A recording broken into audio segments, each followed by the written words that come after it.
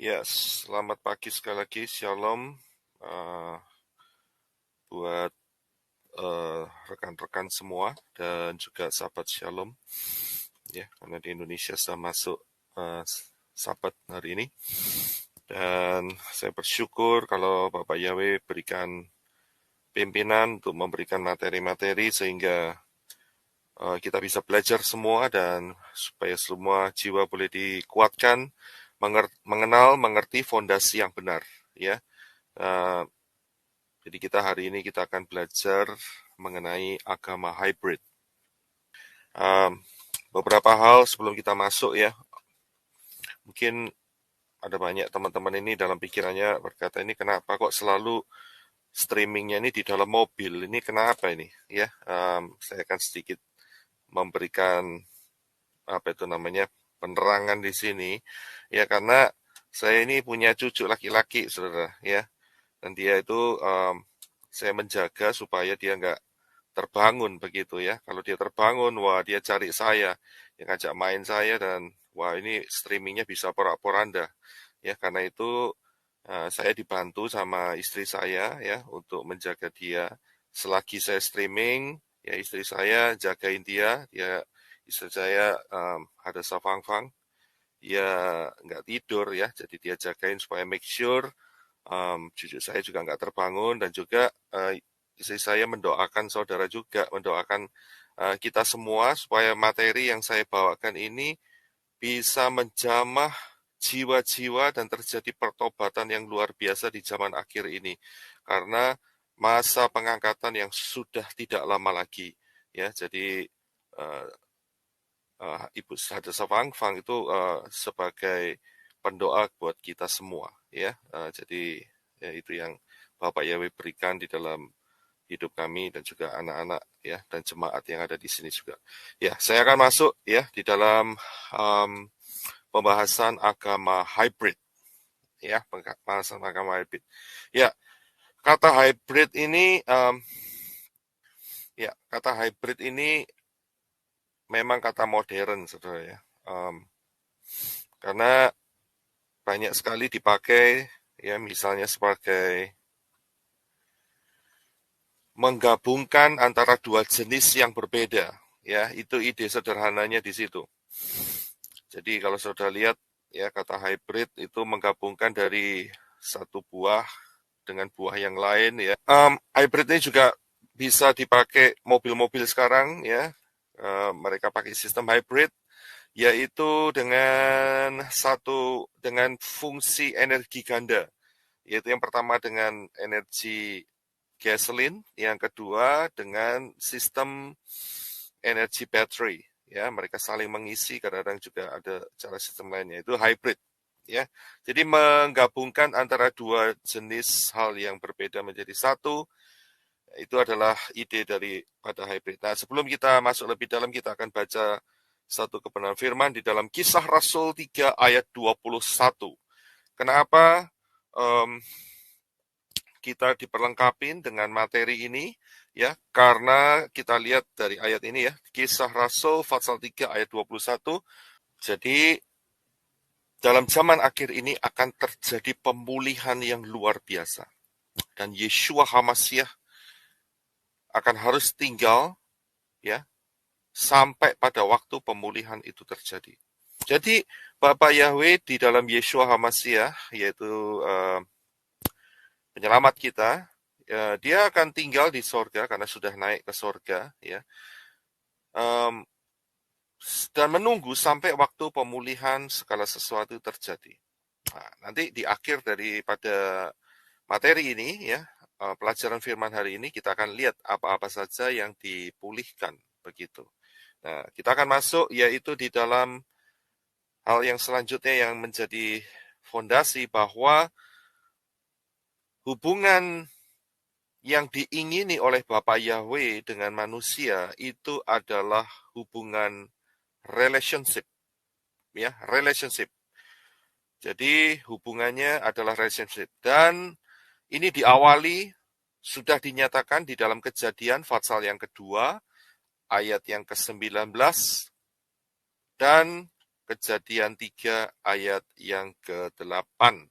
Kalau saudara perhatikan ayat-ayat ini, ya 2 ayat ini, itu berarti Bapa Yahweh mengawali dengan relationship, ya, dengan hubungan, ya, apa itu ya? Ya hubungan ya, relationship ya, dengan manusia. Jadi hubungan manusia dengan Bapa Yahweh itu tidak melalui sebuah ritual, tidak. Tetapi sebuah relationship. Ya contohnya kayak saudara punya relationship dengan orang tua, dengan anak, dengan suami, dengan istri, ya seperti itu. Jadi bisa bercakap-cakap begitu, ya. Nah, itulah yang dibangun oleh Bapak Yahweh pertama kali, tetapi hal ini rusak nantinya, ya. Saudara sudah tahu ceritanya di dalam kitab Kejadian pasal yang ketiga, akhirnya rusak. Tapi sebelum masuk di sana, saya akan bawakan hal ini terlebih dahulu. Nah, kita sering ya tahu yang namanya doa yang diajarkan oleh Yeshua HaMashiach, yaitu doa Bapa kami, ya.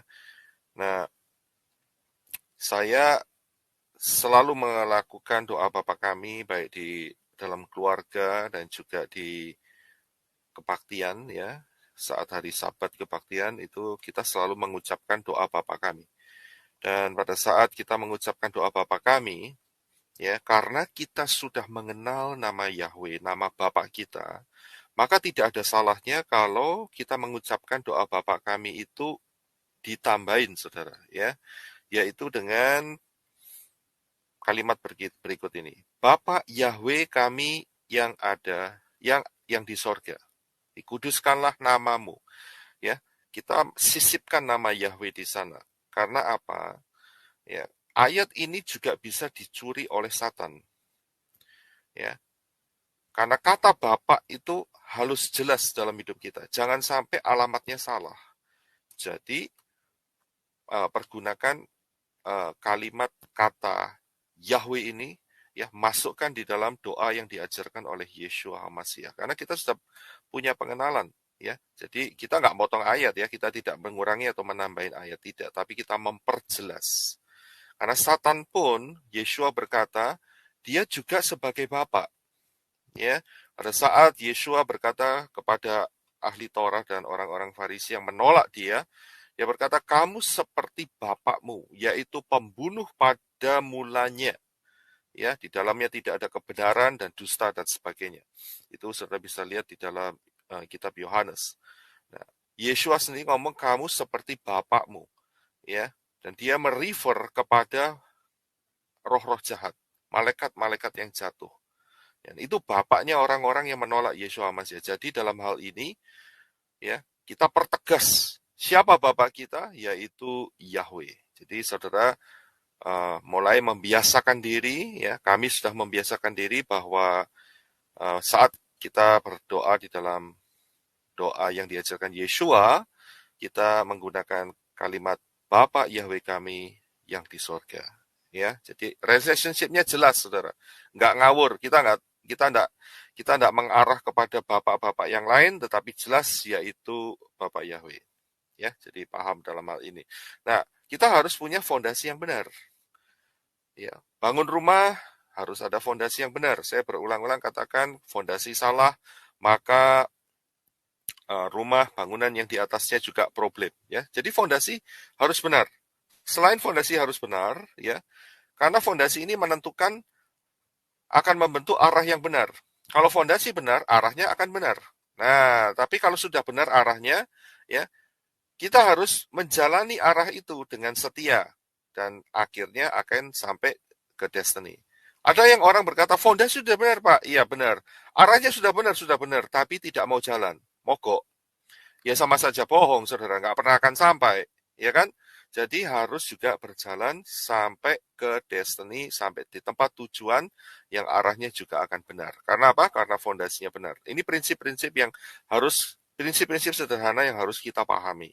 Ya, jadi fondasi benar, arahnya benar, dan kemudian mau bergerak maju terus di dalam arah yang benar, maka kita akan sampai kepada destiny yang benar juga. Ya, nah kita lihat yang selanjutnya. setiap agama atau kepercayaan di dalam dunia ini pasti punya fondasi iman. Dan juga punya sejarah, saudara. Nggak ada yang namanya saudara bangun tiba-tiba, wah saya ciptain, saya menganut agama yang baru begitu, tanpa ada fondasi iman dan sejarah. Itu nggak mungkin ceritanya. Ya, jadi semua kepercayaan di dunia ini ya punya fondasi iman dan punya sejarah yang pasti. Ya, kita bisa lihat sejarahnya bagaimana, kita bisa lihat trackingnya itu bagaimana. Ya, jadi nggak ngawur, saudara. Ya, jadi karena dari hal inilah maka kita akan melihat agama hybrid ini. Nah, ya. Nah, untuk saudara-saudara yang mungkin penasaran ya sampai detik ini apa itu agama hybrid dan kemudian kalau saudara sudah lihat ini semua dan saudara akan melihat kebenaran firman ya, saudara jangan keraskan hati. Ya, jangan keraskan hati. Kalau tahu fondasinya salah, ya, bongkar fondasi itu. Fondasi harus benar. Berani bongkar fondasi. Saya sudah sampaikan ini di dalam materi 2030. Materi 2030. 2030 yang pertama. Kalau fondasi saudara salah, berani bongkar fondasi. Jangan fondasi salah diterus-teruskan. Itu namanya angka gematrianya itu 8360 ya atau 8390 ya. Jadi Bapak Yahweh memberikan hikmat dalam hidup kita ini supaya kita bisa mempunyai nalar yang baik, bisa mempunyai pengertian yang baik, ya, dan kita tidak dibohongi oleh roh-roh jahat. Banyak orang dibohongi oleh roh-roh jahat sehingga mereka menjadi 8360 atau 8390. Ya, itu angka gematrianya. Nah, kita harus ya jaga-jaga dalam kehidupan sehari-hari pun kita harus mempunyai pimpinan, hikmat, pengertian. Ya, kita akan belajar mengenai agama hybrid dan yang saya bawakan di sini adalah fakta sejarah. Kalau namanya fakta sejarah, kalau ada orang nggak percaya fakta, wah itu sudah keterlaluan, saudara. Sangat-sangat keterlaluan. Faktanya begini, saudara tidak percaya. Wah, repot itu, saudara. Ya. Kalau saudara berkata, Pak, Pulau Bali itu ada loh, Pak. Itu terpisah dengan Pulau Jawa. Ya kan? Saya yang di Amerika ini saya berkata tidak percaya. Kemudian saudara katakan, ini loh Pak buktinya Pak. Gitu. Ya, ini mapnya. Ya, saya bilang tidak percaya. Ya kan? Terus kemudian, loh, kalau tidak percaya, ada Pak Aditya di sana. Saya bilang, saya juga tidak percaya. Mungkin saudara bakal istilahnya berpikir, ini orang dikasih tahu, fakta nggak percaya. Ini buta kali, ya. Nah, jadi kata fakta sejarah ini mengandung sebuah unsur kekuatan, saudara. Ya, ini sudah sejarah, ini sudah terjadi. Ya, jadi kita bisa melihat apakah fondasi kita ini benar atau tidak, kita bisa cek dari sini. Ya, nah, kita akan masuk lebih dalam lagi. Firman, kitab suci kita sudah menjelaskan bahwa manusia putus hubungan dengan Yahweh. Ya, putus hubungan dengan Yahweh. Karena manusia berdosa. Dan saat hari itu, ya, putus hubungan dengan Bapak Yahweh. Bapak Yahweh yang memberikan konsep keselamatan, yaitu dengan cara pengorbanan domba. Ya, sedangkan manusia konsepnya menutupi ketelanjangan dengan daun ara. Mau berapa lama? Ya, daun ara 1 hari sudah layu, telanjang lagi. Bapak Yahweh tidak bisa menerima hal itu dan Bapak Yahweh memberikan satu konsep kepada Adam dan Hawa, yaitu konsep pengorbanan anak domba. Domba disembelih, ya, masih berdarah-darah dan kemudian dipakaikan di tubuhnya Adam dan Hawa.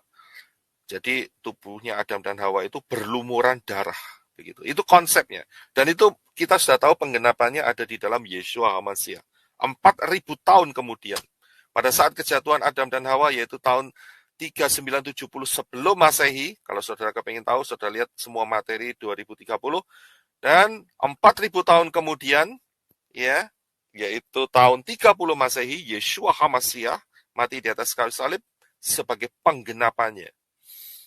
Ya, karena itu kita dengan anugerah Bapa Yahweh kita bisa terima darah Yeshua HaMashiach. Saudara ucapkan begitu dengan percaya, dengan iman, darah Yeshua HaMashiach menutup roh, jiwa, tubuh, hati, pikiranku, dan itu di dalam alam roh terjadi dengan luar biasa. Hari ini kita diberi kesempatan yang sangat luar biasa. Nah, konsep ini itu Bapak Yahweh ajarkan untuk turun-temurun. Ya, turun-temurun. Konsep ini turun-temurun. Diajarkan kepada Kain dan Habel, anak-anaknya yang disebutkan di dalam Kejadian pasal yang keempat. Ya, nah Habel taat, dia mau mentaati konsep daripada Bapak Yahweh. Tetapi Kain dia mencoba hal yang lain dan tidak diterima oleh Bapak Yahweh. Nah, saat tidak diterima, anehnya dia menyalahkan Habel, ya, dan dia akhirnya membunuh Habel. Ya, ini ada satu pengertian sendiri. Lawang yang salah, bikin salah dirinya sendiri kok dia nggak terima dan dia bunuh orang lain yang benar. Ya, ini satu sifat yang buruk sekali. Ya, tidak bisa ada di dalam umat pilihan Bapak Yahweh. Ya, jadi sifat Kain ini harus kita singkirkan jauh-jauh. Ya, yang salah dirinya sendiri.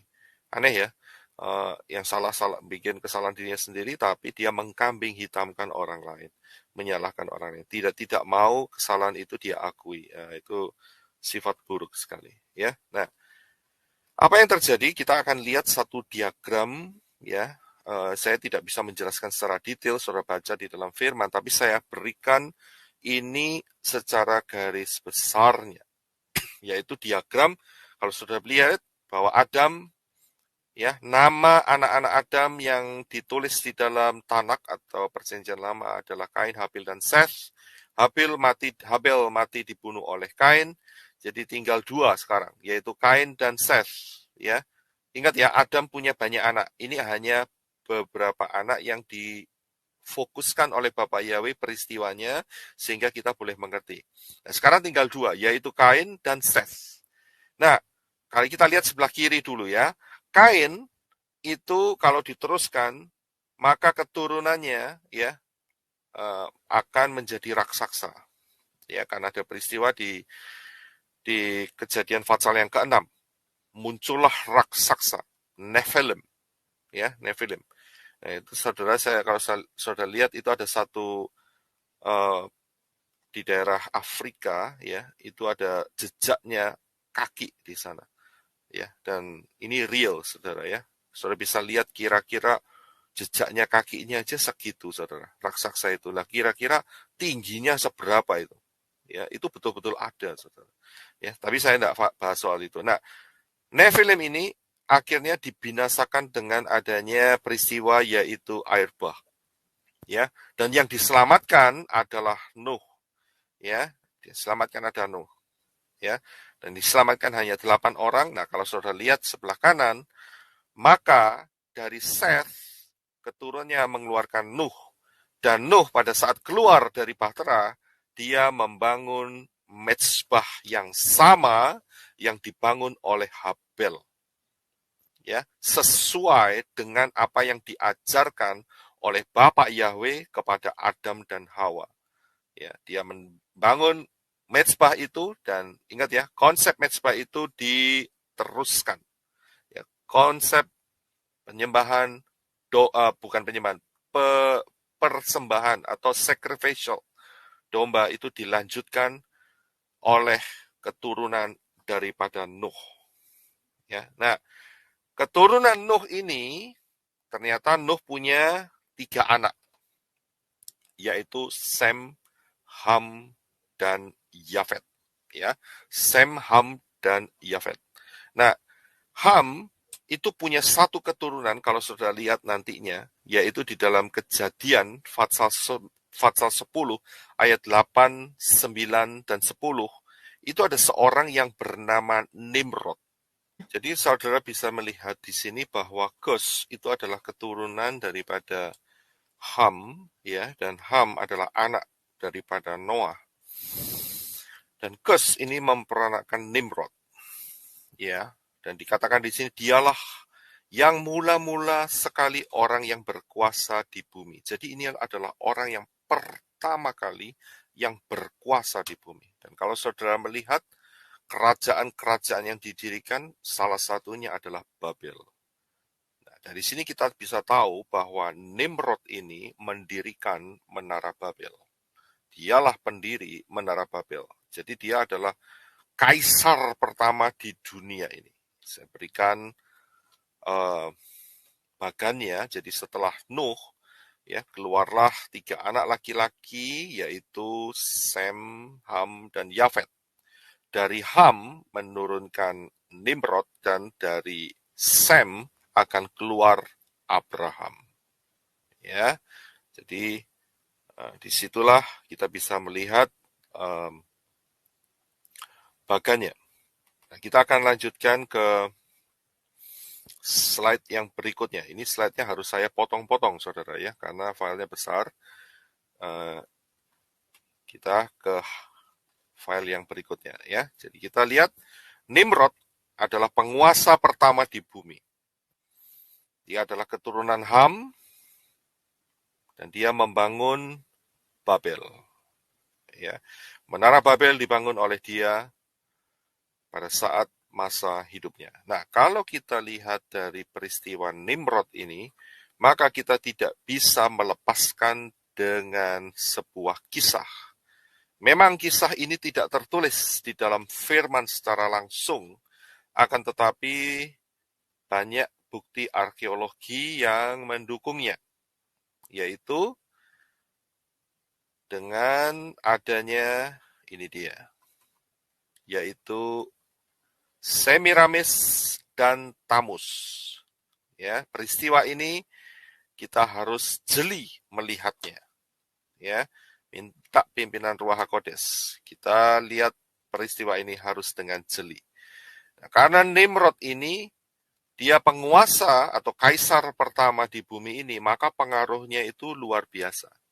Nah, siapakah Semiramis? Semiramis ini adalah ibu daripada Nimrod. Ya, Semiramis ini adalah ibu daripada Nimrod. Tetapi Nimrod meninggal atau mati, ya, tewas terlebih dahulu. Sehingga yang muncul adalah Semiramis, dan Nimrod sebelum dia mati, ya, dia sempat mengawini ibunya sendiri. Jadi Nimrod, ya, anaknya mengawini ibunya, ya. Ini ada yang disebut sebagai Oedipus Complex. Kalau saudara mengerti akan istilah ini, ya. Jadi ibu mengawini anaknya. Jadi Nimrod sebagai anak laki-lakinya menikah dengan ibunya sendiri, dan lahirlah seorang anak. Anak ini namanya Tamus. Konsep ini harus kita pahami baik-baik untuk bisa menjadi berkat sampai hari ini. Ya, jadi ini ada, kalau sudah lihat ini ada istilah Trinity itu sudah mulai muncul di sini. Trinitas 3, ya. Inilah asal muasal dari segala penyembahan di muka bumi. Ya. Nah, Nimrod mati, Semiramis kemudian berkuasa. Ya, mengambil alih kekuasaan daripada Nimrod. Saya harus tambahkan di sini bahwa ada banyak dari bukti-bukti arkeologi sejarah, ya, itu nama yang selalu berulang-ulang kembali, ya. Di zaman setelah Nimrod, nama Semiramis juga dipakai, ya, di tempat-tempat yang berbeda, ya. Tapi kita harus tahu originalnya juga, ya. Jadi inilah yang originalnya, yaitu Nimrod, Semiramis, dan Tamus. Nah, sejak saat ini maka konsep dewa-dewa atau dewi-dewi, dewa matahari, dewa bulan, ratu sorga, dewi bulan, titisan dewa matahari, tentara langit itu bermunculan. ya, bermunculan. Ini adalah titiknya, saatnya. Dunia ini diawali dengan konsep-konsep satanik, itu mulai dari sini. Ya, dan ingat bahwa Menara Babel akhirnya gagal berdiri. Mengapa? Karena Yahweh turun dan memporak-porandakan dengan cara bahasanya dikacaukan. Sehingga tersebar, penduduk dunia tersebar, yang pertamanya ada di tanah Sinear, di daerah Irak sana, ya, kemudian tersebar ke seluruh dunia. Nah, tapi konsep ini sudah ada sebelum manusia tersebar ke seluruh dunia, ya. Jadi konsep yang ditanam oleh Nimrod ini sudah ada, sehingga di seluruh dunia, itu saudara bisa melihat sidik jari daripada konsep daripada Nimrod, Semiramis, dan Tamus. Di seluruh dunia. Ya, konsepnya sama, saudara. Nggak beda. Nanti saya akan lihatkan sama saudara, ya. Dan di situ ada sidik jari, ya, daripada satanik ini, konsep satanik ini, Trinity of Satanik ini, ya, Nimrod, Semiramis, dan Tamus ini, itu ada di mana-mana, saudara. Ya, nah nanti kita lihat, termasuk di Indonesia, ya, di Amerika apalagi, Indonesia aja masuk kok, ya. Nah, oke, kita akan lanjutkan, ya. Jadi dari Nimrod, Semiramis, dan Tamus ini, maka bermuncullah konsep-konsep daripada penyembahan kepada dewa-dewa, dewi-dewi, dan seterusnya. Setelah Nimrod, kita akan fokus dari masa Misraim atau Mesir, karena ini uh, lebih mempunyai pembuktian arkeolog yang sangat kuat sekali sampai hari ini. Ya, jadi dari konsep Babel, konsep Nimrod tadi, Nimrod, Semiramis, dan Tamus tadi, maka muncullah yang namanya penyembahan kepada Dewa Matahari. Karena begini, saudara, saat Nimrod mati, si Semiramis ini mengatakan bahwa Nimrod ini nggak mati. Jadi Nimrod ini terangkat ke Samayim begitu, dan dia menjadi matahari. Ya, dialah Dewa Matahari, yaitu Nimrod tadi. Nah, ini dengan berkembangnya waktu dan penduduk dunia, ya, penguasa saat itu yang besar adalah Misraim atau Mesir. Dan kalau saudara lihat, ya, dengan urutan yang saudara lihat, saudara akan menemukan sejak zaman Abraham, ya, Mesir itu sudah menjadi kuat, ya, dengan terbuktinya bahwa Abram sempat menuju Mesir karena ada kelaparan di Kanaan. Ya, Mesir sudah ada saat itu dan terus berkembang sampai zamannya Yosef. Ya, terus berkembang terus, ya, sampai zamannya Moshe. Itu menjadi satu peradaban yang luar biasa. Nah, kita nggak detail di sana, kita hanya detailnya yang kecil-kecil aja, dewa-dewanya saja. Jadi konsep dewa matahari ini adalah meniru dari apa yang diajarkan sebelumnya, yaitu dari konsep Babel tadi, yaitu Nimrod, Semiramis, dan Tamus. Ya, ada muncul dewa matahari, yaitu yang sering disebut sebagai Ra. Ya, itu namanya.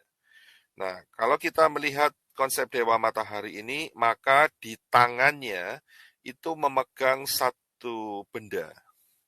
Nah, bendanya modelnya kayak gini, saudara. Lihat aja itu gambarnya sebelah kanan, dewa matahari selalu pegang benda. Bendanya ini bentuknya modelnya kayak salib, tapi ada bunderannya di atas. Nah, ini namanya Ankh. Ya, ini namanya Ankh. Ankh ini adalah simbol kehidupan, saudara. Ya, ini merupakan simbol kehidupan. Jadi dulu itu orang eh, bahasanya itu bukan A, B, C, D, E seperti sekarang ini. Ya memang ada dalam arti cara pengucapannya, tetapi mereka menggunakan simbol-simbol. Ya, mereka menggunakan apa itu namanya?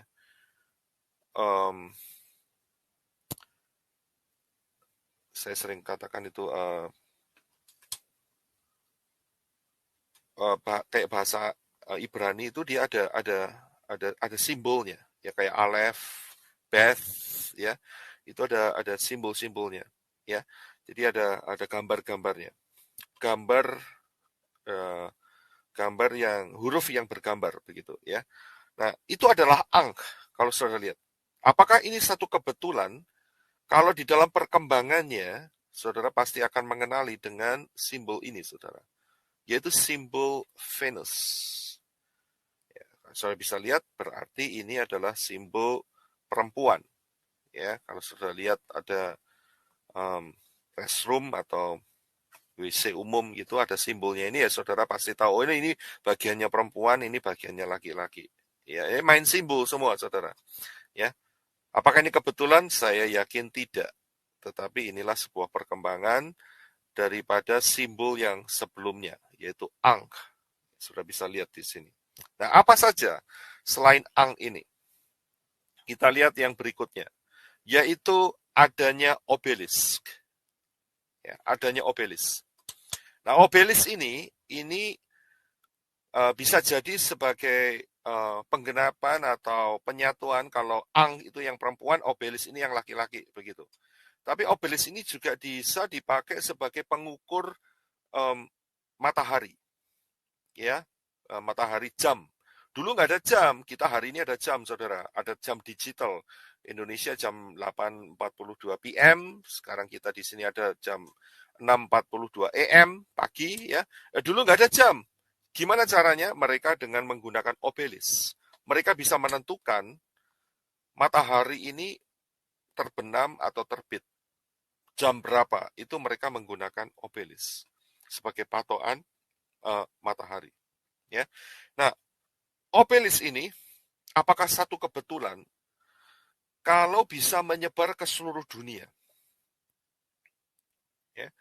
Saya tunjukkan gambar berikutnya dari obelisk yang asal muasalnya dari Mesir, dari Misraim, dari penyembahan kepada dewa matahari, yang juga asalnya dari Nimrod, itu bisa nyebar ke seluruh dunia, saudara. Nah, ini dia. Ya, ada di White House, ya, ada di Amerika sini, Washington DC, ada juga di kota Roma, yang depannya hurufnya V, ya, ada juga di sana. Dan juga ada di Indonesia, banyak sekali, saudara. Ya, apakah ini satu kebetulan atau suatu sidik jari atau suatu desain tanda bahwa seluruh dunia ini memiliki konsep yang sama, ya, yaitu penyembahan kepada dewa matahari. Termasuk kalau saya lihat di Jepang, jelas benderanya ada bendera matahari, penyembahan dewa matahari. Ya, nah dari sini kita bisa melihat penyebaran dari Menara Babel yang proyeknya dihentikan oleh Bapak Yahweh dan kemudian menyebar ke seluruh dunia. Dan konsep ini terbawa oleh mereka yang saat itu menyebar ke seluruh dunia. Ya. Ini ada di mana-mana, saudara. Ini baru saya tunjukkan 4 negara. Mesir, Amerika, V, ya, Roma V, dan kemudian Jakarta. Now, berarti ini bukan satu kebetulan, saudara. Ini satu desain, ya, satanik atau kekuatan roh-roh jahat yang berusaha untuk menguasai seluruh dunia. Nah, kalau kita kembali lagi ke dewa matahari, maka kita tidak bisa lepas dari yang namanya mata horus. Yang berikutnya, ini dia, mata horus. Atau yang sering kita kenal dengan bahasa Inggrisnya all-seeing eye. Mata horus, mata satu, ya, mata satu. Nah, kita lihat ini baik-baik, mata yang satu ini ternyata ada di dalam mata uang yang menguasai seluruh dunia. Apakah ini satu kebetulan atau sebuah perencanaan? Ya kan? Nah, kenapa kok di mata uang ini yang ditaruh mata, kok enggak hidung? Gitu. Atau mulut, begitu, atau jari, gitu ya. Itu kan berarti ada hubungannya, saudara. Ya kan? Dengan mata yang dianut oleh kekaisaran yang kuno tadi. Ya, Misraim, Misraim tadi. Ya, jadi saudara bisa melihat. Apakah ini satu kebetulan? Saya percaya ini sebuah perencanaan. Ya, dan di balik ini ada sebuah kekuatan. Ya, kekuatan musuh alam roh, yaitu malaikat-malaikat yang jatuh, yang bergerak. Ya, kita ini orang-orang ya kecil lah, kita enggak pengaruh besar. Cuman ya kita bisa mendeteksi dengan pergerakan mereka menggunakan simbol-simbol seperti itu. Jadi kita akan lanjutkan. Apakah satu kebetulan dari satu mata ini? Ternyata tidak. Ya, kalau enggak, kalau kalau ini satu kebetulan ya kita bisa lihat mata ini kan bisa diganti macam-macam begitu ya. Bisa diganti rambut, bisa diganti telinga, ya kan? Tapi enggak, ya kan?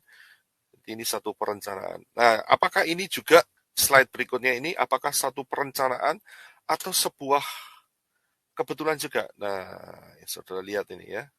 Ini ada di kota saudara ini ya. Di kota saudara yang saudara tinggali di sini. Saudara tahu di mana ini? Saudara bisa cek sendiri. Kalimatnya ada di situ, ya. Dan mereka bikinnya putaran itu ya, putaran jalan itu lah kok mirip dengan si mata ini. Ya, dengan si mata ini.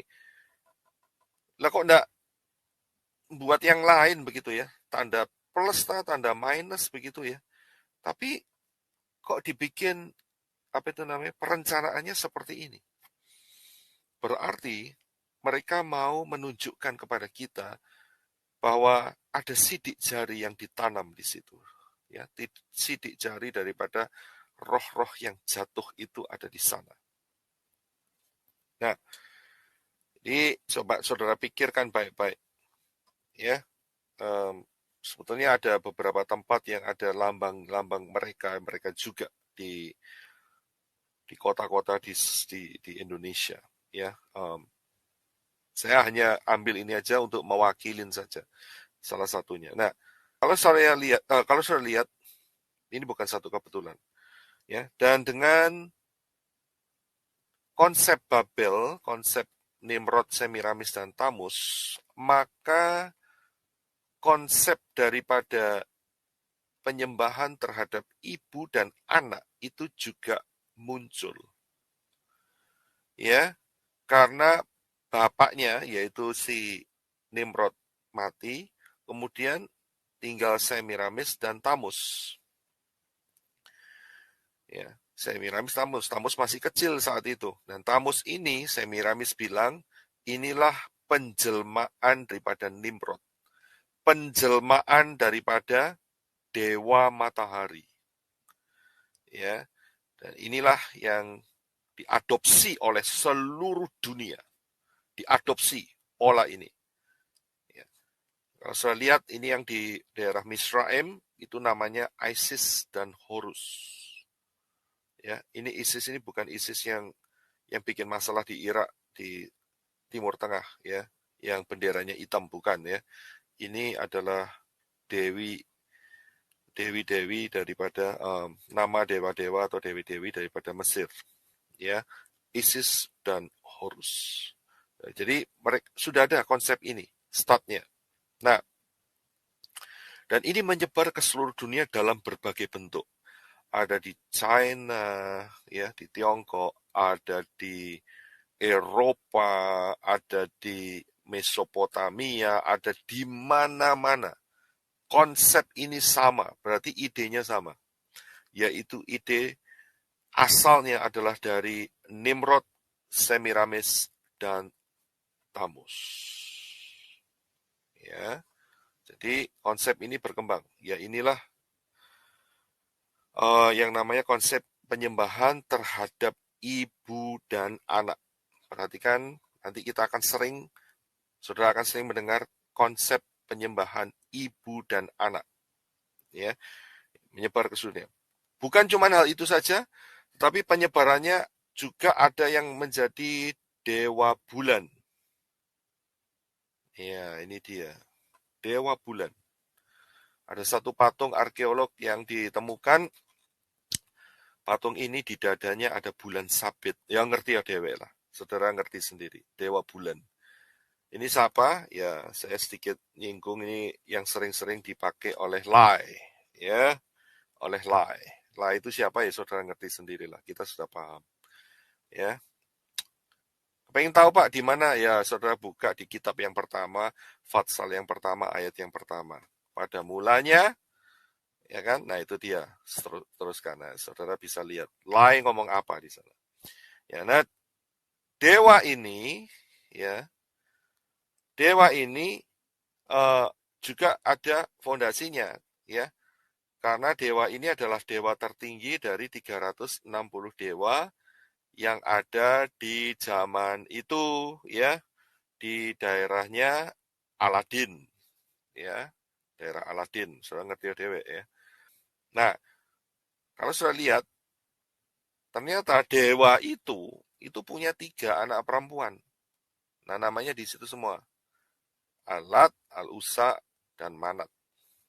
Ya, ini sistem ini, konsep ini itu asalnya sama, yaitu dari Nimrod, Semiramis, dan Tamus.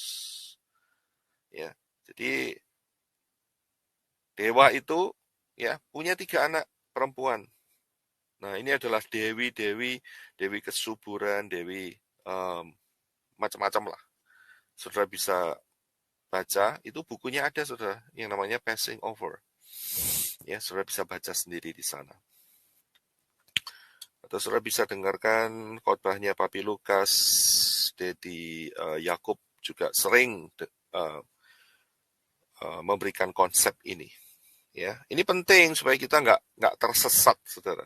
Ya, jadi dewa itu punya 3 anak perempuan. Ya, nah saat itu ada seorang laki-laki yang menikah dengan seorang perempuan kaya, ya, dan perempuan kaya ini pamannya itu seorang Kristen, pastor. Jadi orang laki ini, ya, itu diceritain semua tentang perjanjian lama dan perjanjian baru, Tanak dan Brit Gadasa.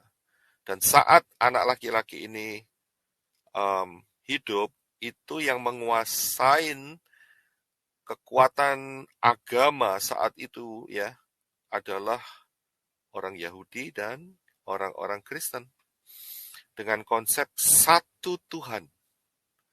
Dia lihat, loh, ini kok apa itu namanya, saudara-saudara sekampungku ini kok nyembahnya 360 gitu, ya. Jadi dia, singkat cerita, karena dia punya uang yang banyak dari istri yang pertama, ya, yang kaya, ya, dia pakai kesempatan itu untuk memperluas dia punya kekuatan, begitu. Dia sempat ditolak oleh sukunya dan dia berjanji akan balas dendam. Kemudian dia punya masalah, yaitu dia tidak bisa baca. Ya, saudara ngerti. Tiba-tiba dia sedang bersemedi begitu, ya, merenung atau gimana, nggak ngerti. Karena terus terang saat itu paman daripada istri pertamanya dia itu meninggal. Jadi dia nggak punya panutan lagi. Jadi dia ngambil kesempatan untuk merenung begitu. Nah, saat merenung dia tiba-tiba didatengin oleh sosok halus begitu, ya. Sosok halus. Ada yang ngomong, pihak mereka berkata sosok halus ini adalah sosok yang menemui Maria, ya, saat Yeshua akan dikandung. Saudara ngerti sendiri. Nah, Nah, tapi anehnya sosok ini dia ngomong, kamu baca. Ya. Nah si pemuda ini, pria ini dia berkata, aku nggak bisa baca. Ya, si sosok halus ini nggak terima, saudara. Sudah dikasih tahu dia nggak bisa baca, diulangin lagi, dipaksa suruh baca. Ya, dikasih tahu, oh aku nggak bisa baca. Memang dia nggak bisa baca, ya kan? Nah, terus kemudian yang ketiga kalinya dipaksa lagi oleh sosok ini, ya, dicekik lagi. Baca kamu ini. Ya, dia ngomong aku nggak bisa baca. Nah dari peristiwa ini kita bisa lihat yang mempunyai kriteria 8360 atau 8390 ini siapa? Sosok halus itu atau pemuda ini? Orang laki ini, ya. Siapa yang punya konsep atau yang kita bisa sebut dengan angka gematria 8360 atau 8390? Siapa, ya? Nah, kita harus lihat. Masa sosok ini kalau dari yang kudus, yang ilahi, sudah dikasih tahu gak bisa baca, maksud tambah dicekik. Nah, ya kan? Ya, saudara bisa menilai sendiri. Ini yang 8390 atau 8360 ini siapa gitu, ya. Ya dari situlah kemudian nggak lama setelah itu dia kembali ke sukunya dan dia perangin dan dia ambil yang paling tinggi, yaitu Dewa Bulan tadi, saudara ya. Dan konsep itu dia ambil dan dia implementasikan sampai hari ini. Nah, itulah fondasi mereka, gitu ya. Jadi saudara bisa memahami fondasi mereka dan dipermanis ya dengan istilah-istilah sehingga kelihatannya itu ilahi begitu saudara ya. Nah, manusia kan suka di ini ya dibodohin gitu ya sama setan ya, dibuat ilahi ya, dipercantik, dipermanis ya. Itu sebetulnya manusia itu 8360 ya, 8390. Jangan seperti itu ya. Ya, kita akan lanjutkan. Pembahasan kita masih panjang ini. Nah, selain itu apa saja konsep yang keluar daripada Nimrod, Semiramis dan Tamus, yaitu penyembahan kepada Ratu Sorga. Itu ada ayatnya, saudara, Ratu Sorga ini ya. Bahasa Inggrisnya Queen of Heaven, Ratu Sorga. Jadi penyembahan di zaman Yeremia, itu orang Israel, mereka menyembah salah satunya adalah Ratu Sorga atau Ratu Langit, Queen of Heaven. Dan itu menyakiti hati Bapak Yahweh. Konsep ini tuh sudah ada, saudara. Dari mana asalnya? Ya dari si Semiramis tadi, saudara. Ya, itu konsepnya nurun. Jadi kita bisa melihat bukti-bukti, walaupun dalam firman ya ada ayat-ayat kecil begitu ya, dan itu merupakan sebetulnya itu kita bisa tracking gitu ya. Nah, Ratu Sorga ini dia punya nama lain, ya, nama lain. Tapi konsepnya sama, saudara. Kalau sudah lihat ada di di tanah kita ada kata Asyera, nah, itu ya, itu sama. Kemudian di eh, zamannya Paulus, zaman Yunani, ada Artemis, itu sama. Kemudian ada Istar, ini dari Babylonian, Medo-Persia. Istar, ya, dari Babel. Itu sama konsepnya, Ratu Sorga. Kemudian di Yunani juga ada yang namanya Diana, ya, ya. Jadi namanya Diana. Jadi kalau saudara punya nama Diana, wis lebih baik anjuran saya baptiso pakai nama yang benar, ya, Bapak Yahweh Basem Adonai Yesus Amasya, gantian nama saudara yang Diana tadi, ya, dengan nama yang lebih ke arah biblical begitu, ya. Nah, Istar kalau saudara lihat ini sering kita dengar bulan April, ya, Maret akhir atau April awal ada yang namanya perayaan Easter. Ya ini dari sini. Ini Dewi Kesuburan. Ya, Istar, Easter. Karena itu saat perayaan Easter selalu ada yang namanya telur. Ya. Nah, repotnya itu jadi namanya telur Paskah. Nah, itu kacau, saudara. Ya nanti saudara lihat. Ya, jadi Istar itu asalnya dari sini Easter. Easter, ya. Kita lanjutkan. Nah, kalau ini nggak terlalu terkenal di Indonesia, tapi yang di Amerika, yang bisa tinggal di Amerika ini terkenal, yaitu ini biasanya ada di tortilla, saudara ya. Saudara tahu tortilla itu makanannya orang Spanish ya.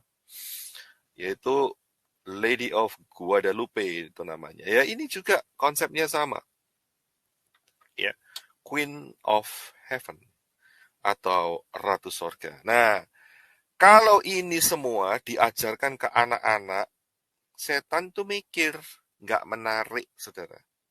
Bagaimana supaya bisa menarik, ya, dan konsep ini bisa diterima oleh anak-anak, ya, yang masih kecil dan remaja. Nah, mereka setan, ya, setan ndak bodoh, ya, dan setan pakai cara harus menyesuaikan diri, mempercantik dirinya sendiri supaya diterima oleh anak-anak sehingga ya banyak manusia menerima roh 8360 atau roh 8390, yaitu ini dia. Nah, saudara bisa lihat ya, kalau dikasih patung-patung gitu nggak menarik, dibuang sama anak-anak ya.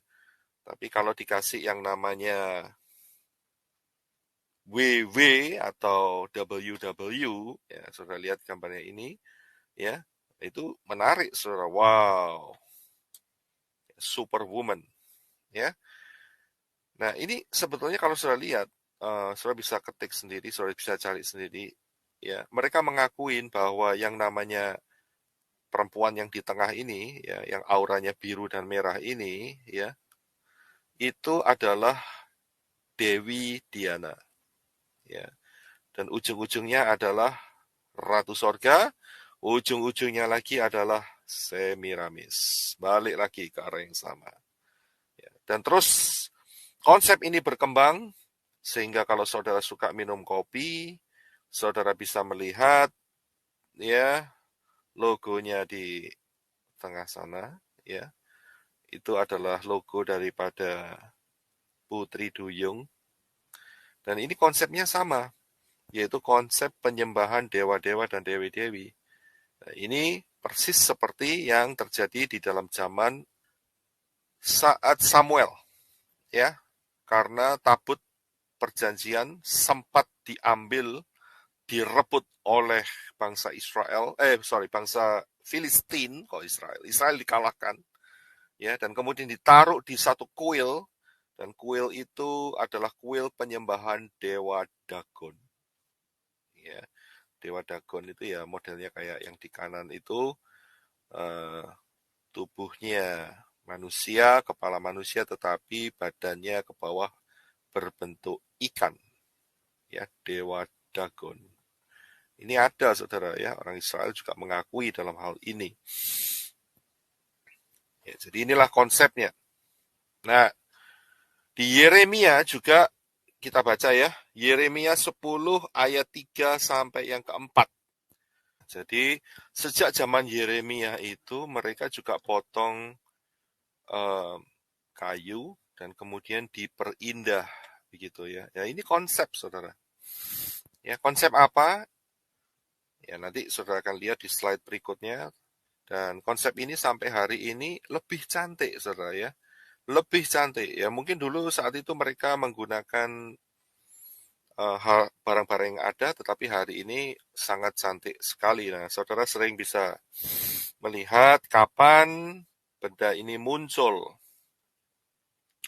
Ya, kapan benda yang di gambar ini muncul itu kapan. Itu ada ayatnya ternyata. Ya, jadi bukan hal yang baru yang kita lihat.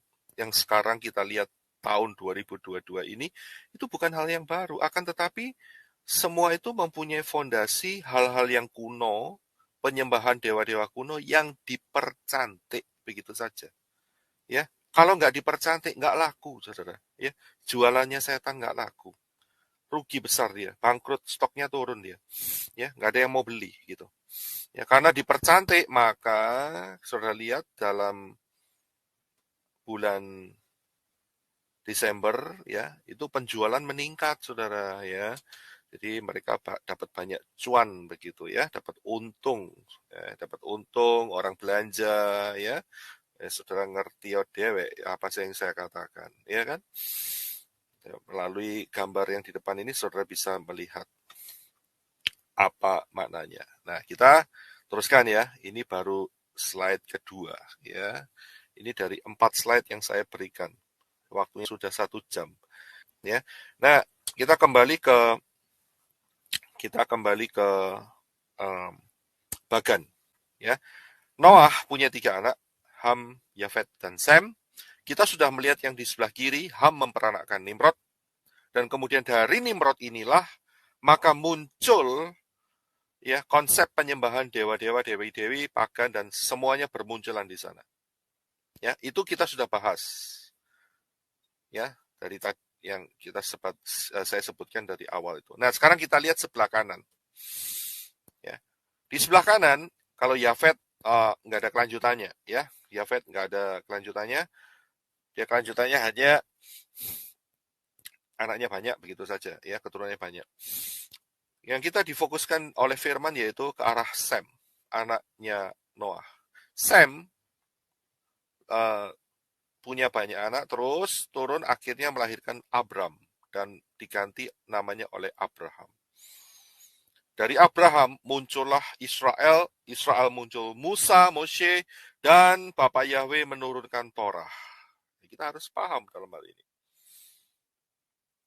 Ya, nah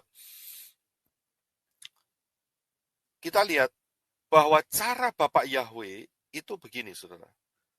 Bukan manusia yang cari Tuhan, tapi Tuhan Yahweh yang mendapatkan manusia. Ini penting.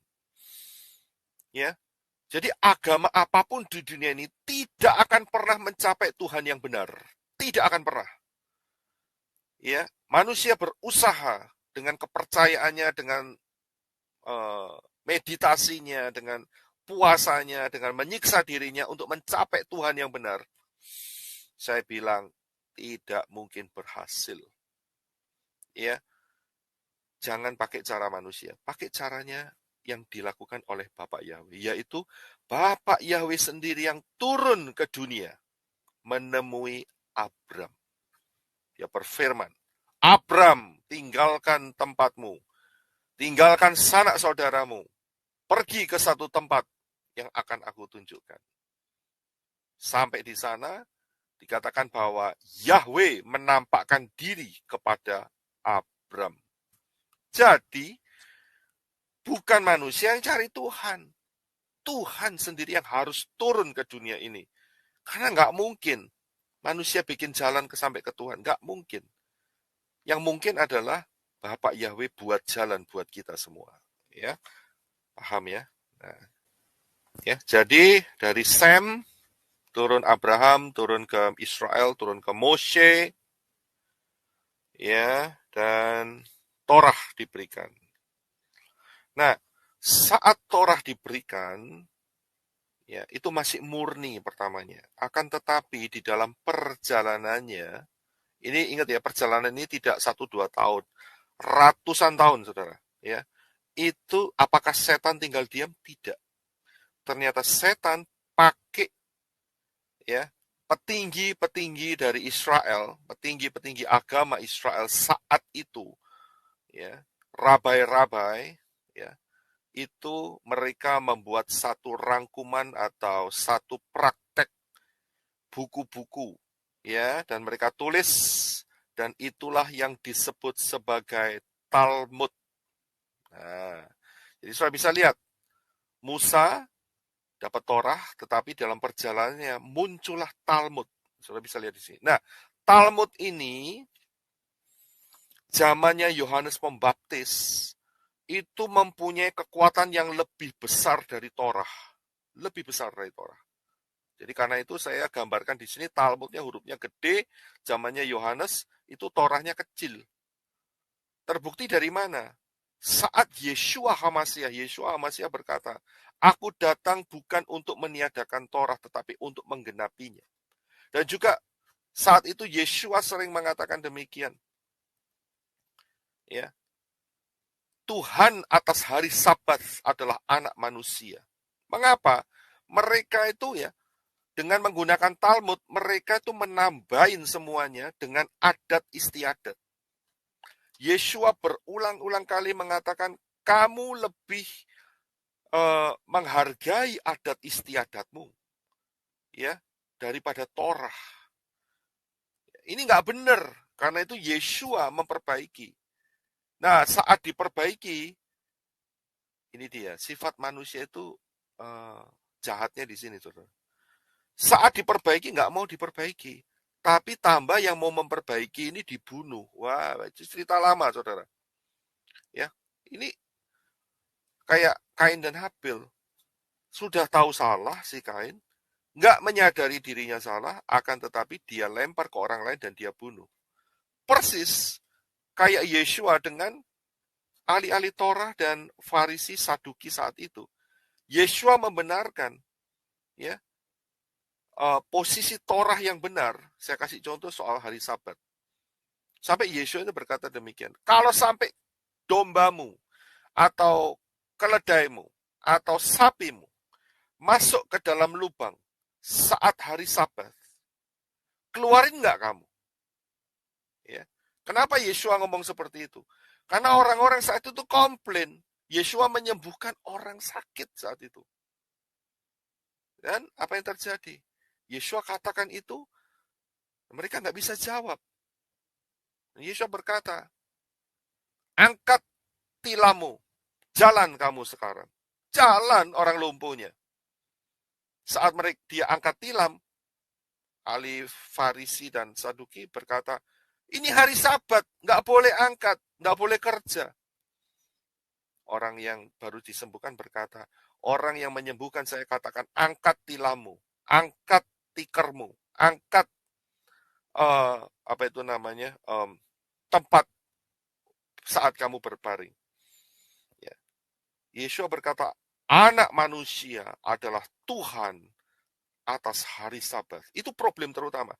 Dan kalau sudah perhatikan, selalu dikatakan setelah itu, maka orang-orang Farisi Saduki berencana untuk membunuh Yeshua. Nah, ya toh? Selalu mereka itu. Karena apa? Yeshua memulihkan Torah, menaruh Torah di dalam posisi yang benar. Orang-orang yang percaya Talmud yang disusupi oleh Satan, ya, membenci Yeshua, bahkan mau membunuh Yeshua. Hati-hati ya. Spirit Talmud ini nggak bisa disepelekan. Termasuk ada yang dikatakan bahwa tidak boleh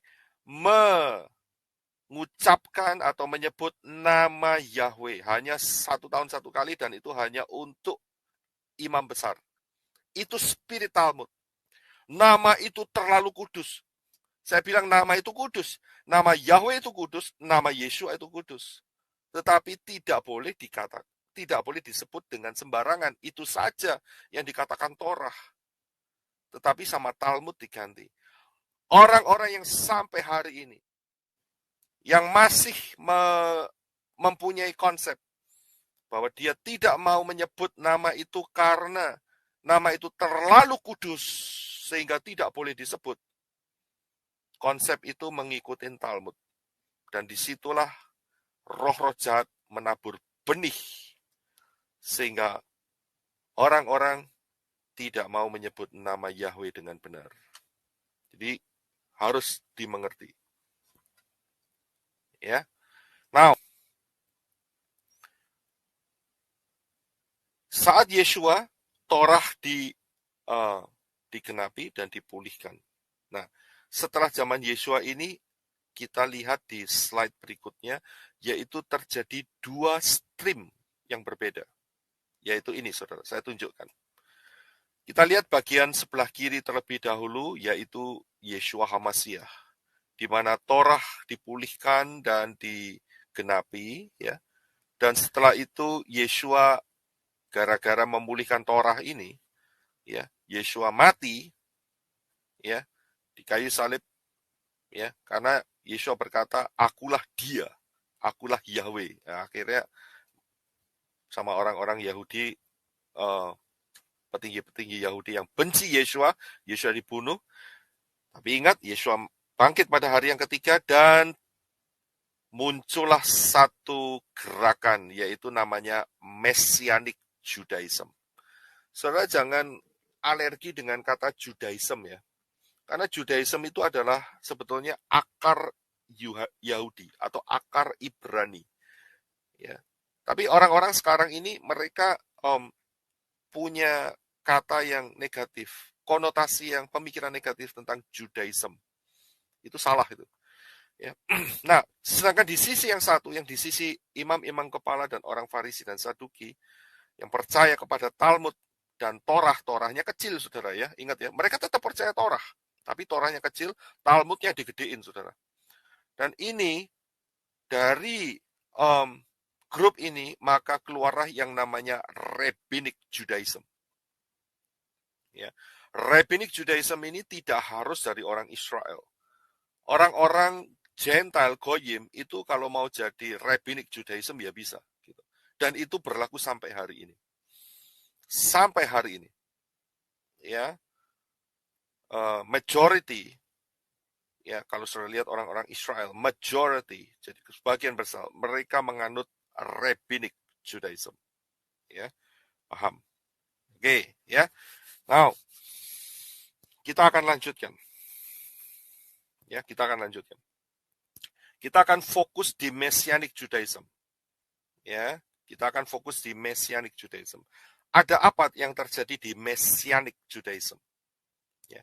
Di Messianic Judaism ini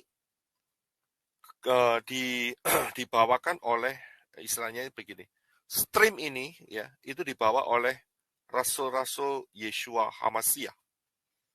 Ya, -1, 12 -1, minus Yudas Iskariot. Ya, dan ditambah satu lagi. Mereka pilih Matias dan kemudian Bapak Yahweh pilih Rabi Saul. Ya. Nah, Messianic Judaism ini berkembang pesat sekali. Luar biasa. Ya, sehingga memberikan satu kekuatan yang luar biasa di komunitas saat itu. Saat itu Israel dikuasai oleh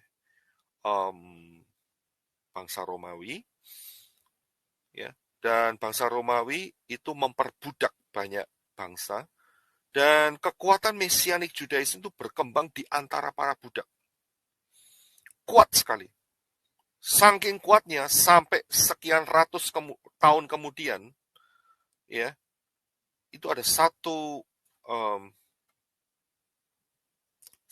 kaisar yang muncul, yaitu Kaisar Tintin, ya.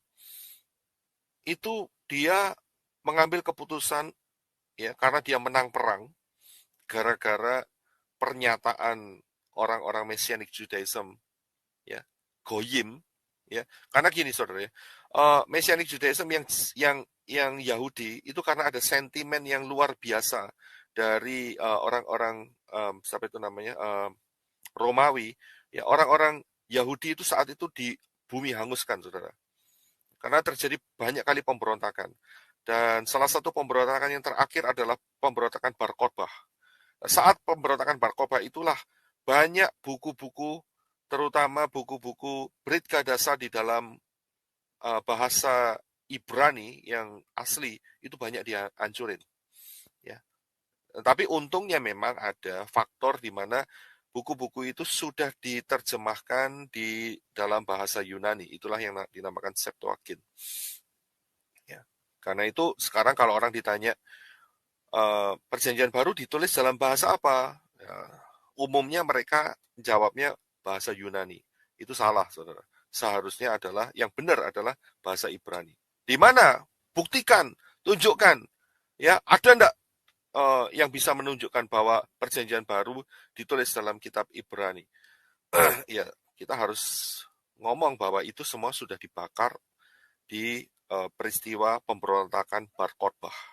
Ya, nah, saudara bisa ambil pelajaran ini di Papi Lukas juga ada, di Yakub juga membahas dalam hal ini juga.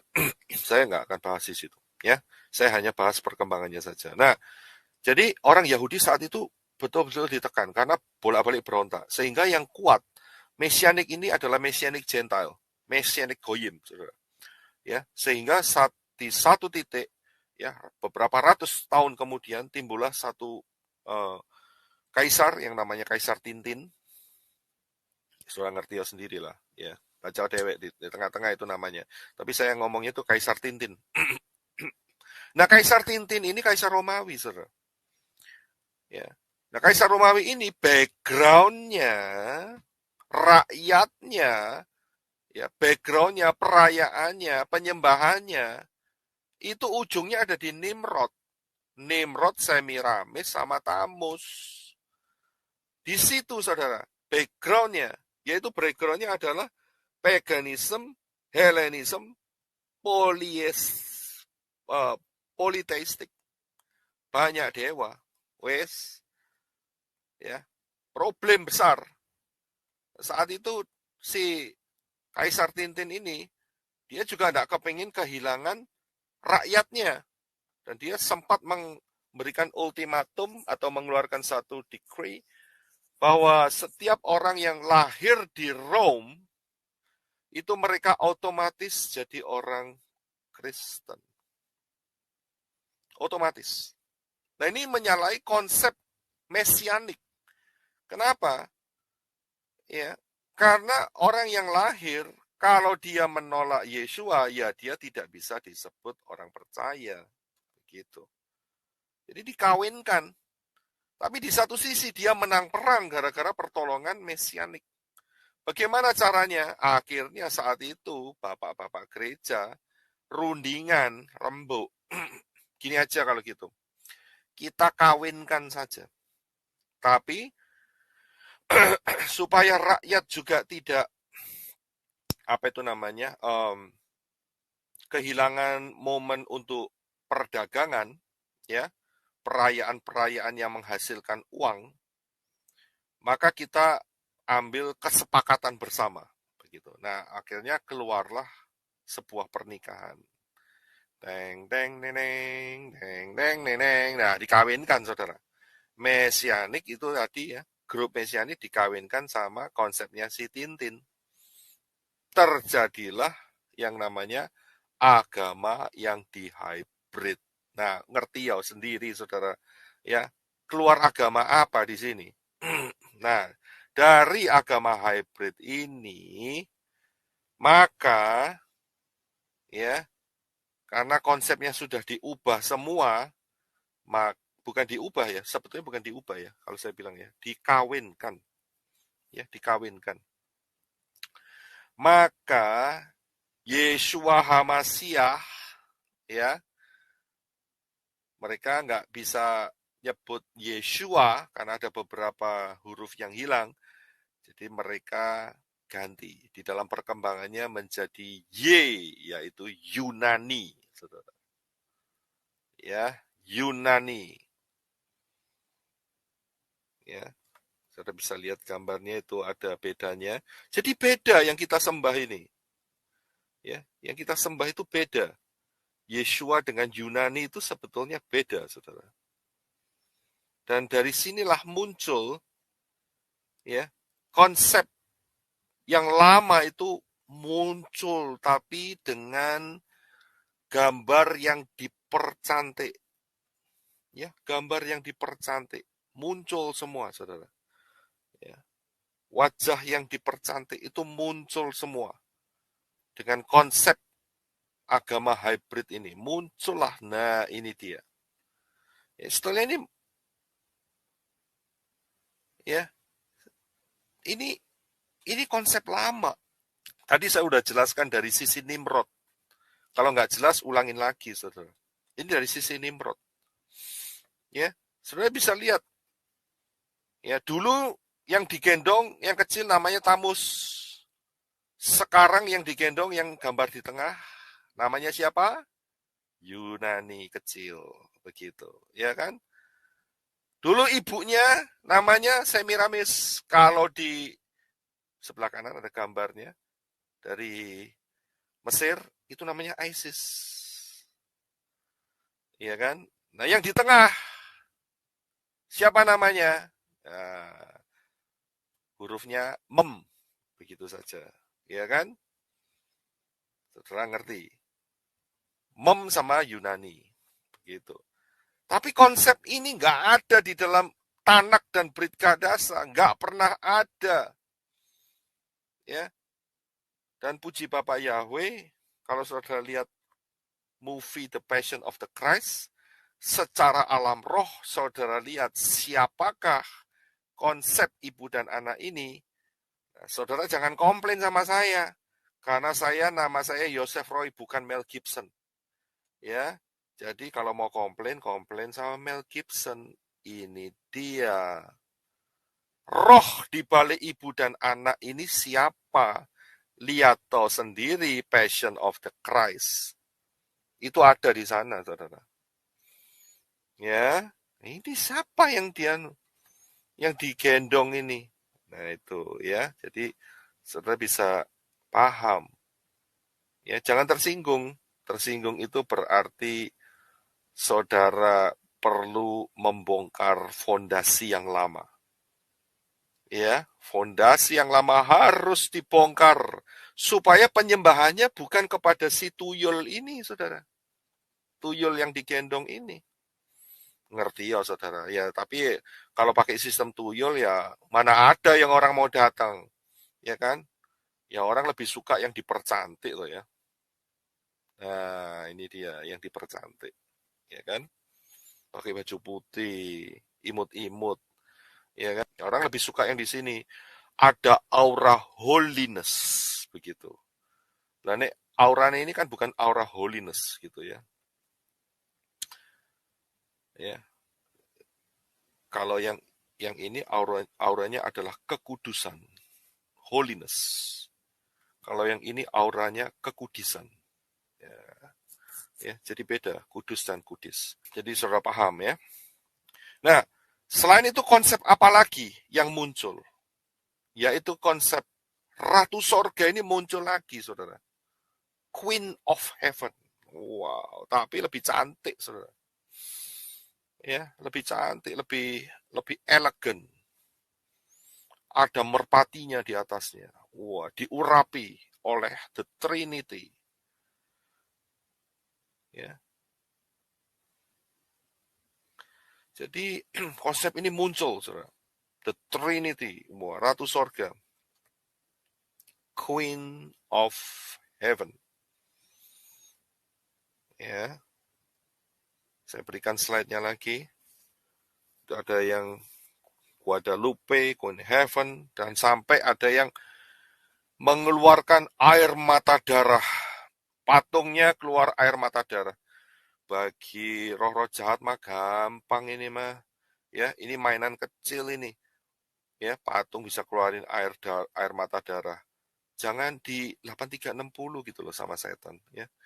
Nah, seringkali konsep ini juga diambil dari katanya mereka. Diambil dari Wahyu 12 ayat 1. Saya bilang ngawur. Bukan. Ya. Perempuan ini tidak sama dengan Wahyu 12 ayat 1. Saya tegaskan, bukan. Ya. Ini adalah konsep Semiramis. Yang sebelah kiri atas, ya, anaknya yang kecil tadi sudah jadi dewasa, saudara. Ya. Udah jadi dewasa. Ya. Jadi tetapi ibunya juga sama. Ini konsep-konsep yaitu tadi Semiramis, Tamus, Nimrod, Semiramis dan Tamus. Ya. Apakah ini satu kebetulan? Kalau di apa itu namanya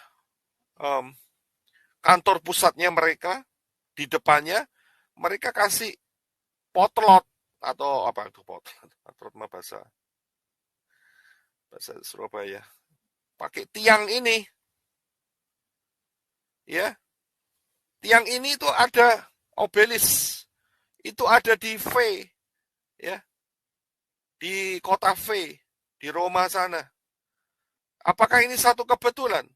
Lo yang disembah itu sopo gitu loh. Yang disembah itu siapa gitu loh.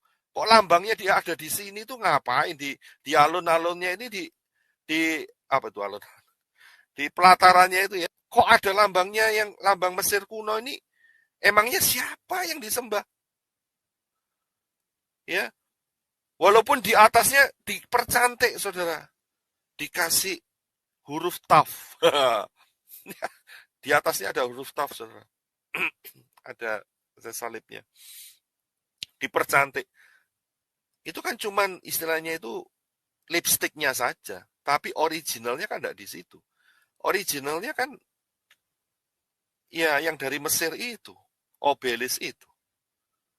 Ya. Kemudian pakaiannya sekarang. Lihat aja topinya, penutup kepalanya. Apa bedanya dengan Dagon? Ya, kalau mereka mengadakan ritual-ritual, lihat aja. Saya nggak berani tampilkan yang gambar yang ini ya, yang modern ya. Nanti problem ya, repot nanti. Coba kita jadi manusia itu jangan 8360 gitu loh, atau 8390. Ya, jangan gampang-gampang dikasih spirit 8360 atau 8390. Ya, yang ngeri ya. Nah, prakteknya gimana? Yesua juga dibaptis di Sungai Yordan. Mereka nggak mau kalah, saudara. Ya, nggak mau kalah. Ya, lebih baik, lebih aman sejak kecil. Ayo kita baptis. Nah, ini dia. Ngerti oh dewe, saudara. Ya, kepalanya dijungkel gitu, disiram air. Ya, yang kecil udah supaya aman, nggak repot-repot. Sejak kecil sudah diserahkan sama grupnya mereka. Selain itu dalam perkembangannya juga ada yang namanya, ini dia nih. Nah, jadi dosa itu tidak dihapus dengan darah Yesua. Ya, dosa nggak dihapus. Dosanya itu dihapus dengan sepucuk surat yang harus dibayar. Nah, ini dia. Ya, surat apa yang dikeluarkan? Ya, saudara baca sendiri. Begitu yang di depan, ya kan? SPD, itu dia.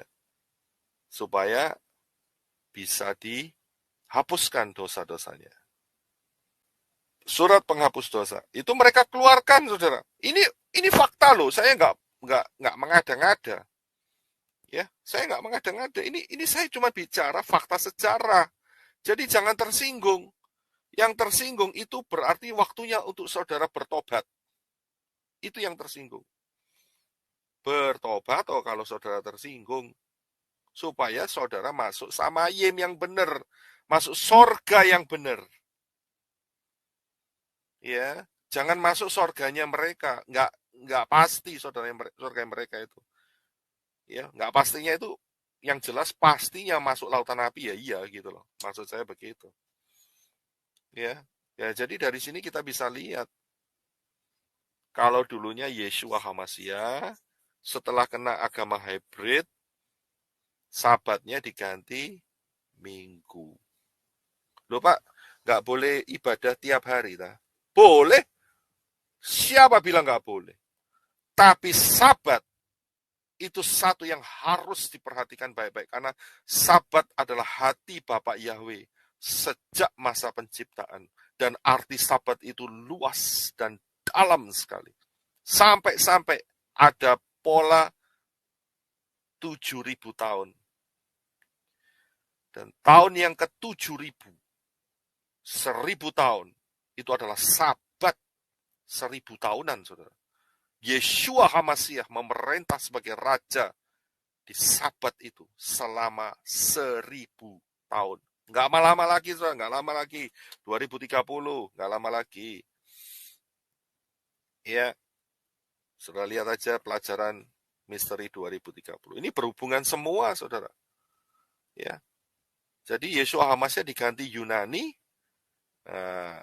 sabatnya diganti Minggu. Alasannya pinter, saudara. Karena Yunani bangkit pada hari yang ke-8, hari Minggu. Saya bilang tidak. Yeshua HaMashiach bangkit hari Sabat. Karena itu akan menggenapi kerajaan 1.000 tahun. Yeshua akan memerintah sebagai raja. bukan hari yang ke-8. Bukan. Itu pasti. Dari pola 2030, pola pattern angka 7. Ya, pola penciptaan. Ya, jelas Yeshua HaMashiach. Matinya hari ke-4, bangkitnya hari ke-7. 72 jam. Nah, mereka ganti supaya kelihatan ilahi hari Minggu. Begitu ya.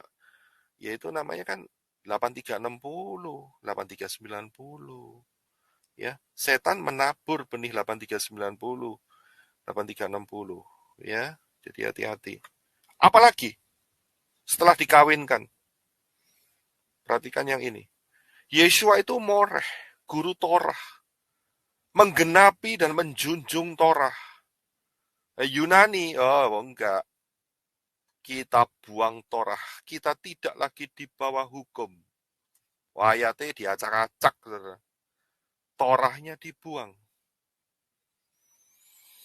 Saudara bisa lihat kekacauan di agama hybrid ini?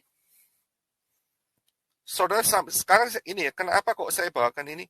Ini untuk membuktikan bahwa kita ini menyembah yang tidak sama dengan mereka. Saya harus katakan, dulu kita dari sana. Tapi kita, kuncinya di sini. Kita mau digiring ke arah yang benar. Fondasi yang salah dihancurkan. Bangun fondasi yang baru, yang benar, yang sesuai dengan hati Bapak Yahweh. Itu yang benar. Nggak dipertahankan. Saya bisa lihat. Jadi konsep saat kita sudah digiring ke tempat yang baru, yang benar oleh Bapak Yahweh, yang lama itu harus dilepas. Kita harus ngomong sekarang. Yang kita sembah itu tidak lagi Yunani, tapi Yeshua Ibrani. Begitu. Ya. Jangan ngotot. Saya dapat mujizat gara-gara nama Yunani.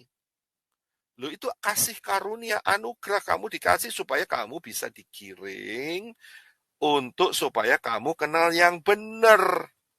Bukan tambah kamu ngotot, tambah jatuh cinta dengan yang Yunani. Itu konsep salah, itu konsep tidak mau dikasih tahu, itu konsep sombong, itu spirit sombong tidak mau dikasih tahu. Tidak mau diarahkan, keras kepala, tegar tengkuk, pemberontak, itu semua ada di sana, lengkap. Masih mengagungkan yang Yunani. Saya dari sana, saya dapat mujizat di sana, saya dapat kesembuhan, saya dilepaskan dari setan di sana. Itu cara Bapak Yahweh supaya bicara dalam hidupmu untuk mengarahkan ke yang benar. Jadi jangan dipertahankan. Apalagi selain daripada Yeshua adalah guru Torah, tapi yang satu Torahnya dibuang, diacak-acak. Kemudian beda ya, kita lihat ya, sangat beda, sangat beda. Sekarang gini aja deh, Yunani sama dengan, boleh nggak kalau disamakan dengan yang namanya Isa? Boleh nggak? Pasti yang Yunani ngomong, sebagian besar nih ya, ngomong tidak boleh. Kenapa? Karena yang namanya Isa itu lahirnya di bawah pohon korma. Si grupnya Yunani nggak terima. Yeshua lahirnya di Bethlehem. Si Yunani nggak pakai Yeshua, sorry. Keceplosan. Yunani bilang, si Yunani lahir di kandang, di Bethlehem. Ya, tapi yang satunya berkata, yang dari Alibaba, itu berkata, si Isa ini ya lahirnya di bawah pohon korma. Yunani ngotot, oh nggak bisa. Kita tidak sama dengan itu. Loh, kalian yang Yunani berani ngomong nggak sama. Saya dan grup ini dan tim ini, saya juga mendeklarasikan Yeshua tidak sama dengan Yunani. Tidak sama. Ya, ini bukti-bukti yang sangat kuat. Yunani itu akarnya Nimrod, Semiramis dan Tamus. Yeshua akarnya Abraham, Ishak dan Yakov. Dan disitulah Yahweh yang menyatakan dirinya sendiri kepada mereka. Beda. Kemudian apa lagi? Nah, ini kelihatan beda. Ya. Lahirnya Yeshua HaMashiach 15 Tisri, Sukot. Yang Yunani 25 Desember. Beda. Mosok nggak bisa lihat sih beda tanggal. Ya kan? Sudah gitu ditambahin apa lagi? Ditambahin Yeremia tadi, pohon yang dihiasi. Beda. Ya, spiritnya beda. Sangat, sangat, sangat beda. Apalagi yang beda? Lahirnya beda. Tadi yang Yunani berkata, Yunani lahir di kandang domba. Ya, yang grup Alibaba ngomong lahir di bawah pohon korma. Ya kan? Beda kan? Itu saja saudara bisa menilai. Nah, kenapa kok nggak bisa menerima yang benar? Ya, kita hari ini bukan menjelekkan, tidak. Kita mengasihi saudara semua. Kita mau supaya saudara kenal yang benar. Jangan 8360 atau 8390. Kita harus CNS. Ya. Matinya gimana? Matinya 14 Nisan, Yeshua HaMashiach. Hari keempat, Pesah, Paskah. Ngomongnya Paskah ya, Indonesianya. Tapi buat Yunani ngomong apa? Matinya kapan? Jumat. Hari keberapa? Hari ke-6. Beda. Ya silahkan kalau Yunani mau mati hari Jumat. Buat kita, Yeshua HaMashiach mati hari keempat, Rabu. 14 Nisan. Ya. Dan mereka ngomong, bangkit. Sama-sama bangkit. Iya, saya tahu, bangkit. Tapi buat Yunani ngomong bangkitnya itu namanya Paskah. Kita ngomong ngawur. Ya, karena kita tahu kebenaran Paskah itu kematiannya. Ya, tertulis di dalam Keluaran, Imamat, tertulis semua. Ya. Kamu harus ambil domba itu dan memeliharanya sampai hari yang ke-14 dan sebelum petang kamu harus menyembelihnya. Jadi 14 Nisan. Tapi mereka konsepnya diacak-acak, Saudara. Ya, paham ya? Jadi kita harus tahu siapa yang kita sembah begitu, ya. Nah, saya tambahkan ini. Jadi kalau Saudara lihat gambar ini, si Yunani ini sama emaknya, ya, di kepalanya itu ada bulatan. Selalu ada bulatan dan di hatinya juga itu ada terang. Itu namanya hello. Ya, cahaya matahari. Siapakah cahaya matahari itu? Nggak lain adalah si Nim tadi, Nimrod. Nimrod, iya kan? Nah, ibunya ini siapa yang perempuan? Ya Semiramis. Lah kalau gitu yang laki sebelah kiri ini siapa? Ngerti ya sendiri, saudara. Iya kan? Ini adalah anaknya si Semiramis. Namanya siapa? Saudara bisa baca T, huruf Taf. Ya, paham ya di sini ya. Jadi jangan dibodohi begitu loh. Tapi lihat, kalau yang saya tunjukkan ini berupa patung-patung dalam bentuk batu, ya nggak menarik, saudara ya. Sekarang kan teknologi CGI, teknologi editan dipercantik, dipermanis, warnanya dibuat cerah, jadi sepertinya kelihatan ilahi begitu ya. Ya, sepertinya kudus, kudus. Ya, ternyata roh kudus di sini ya, roh menular, roh kudus.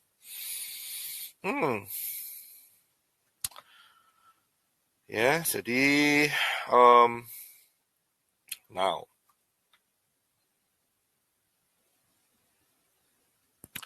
Yeshua HaMashiach adalah Yahweh di dalam rupa manusia. Agama hybrid nggak mau, saudara.